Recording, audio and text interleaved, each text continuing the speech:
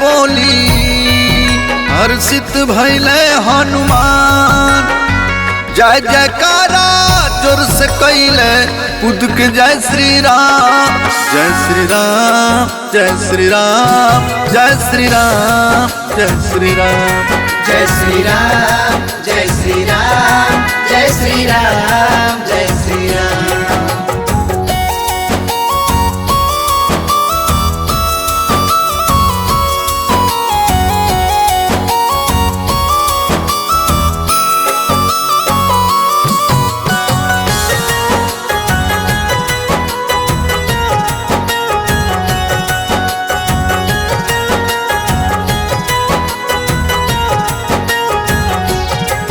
जनमल बा वीरक धरती पर ओके मार गिराई परती पर। हई खार समुंदर पार करी त्रिकूट मसल दी चुटकी पर। खेल खेल में आई बुझाई सात समुंदर फान। जय श्री राम, जय श्री राम, जय श्री राम, जय श्री राम, जय श्री राम, जय श्री राम, जय श्री राम, जय श्री राम।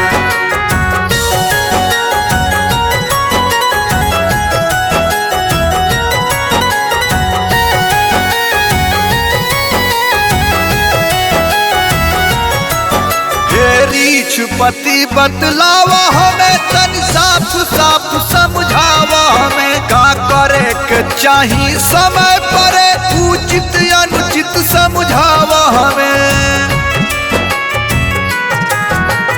हमरा के अब रोक सकना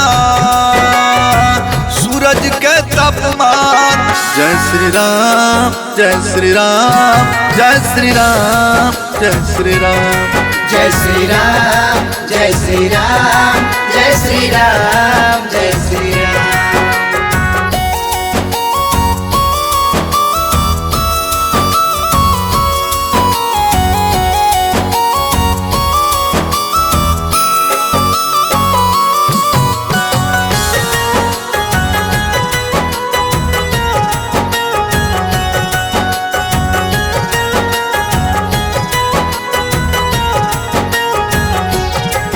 राम नाम में इतना शक्ति बा ब्रह्मास्त्र रोक के हस्ती बा। राम नाम में इतना शक्ति बा ब्रह्मास्त्र रोक के हस्ती बा।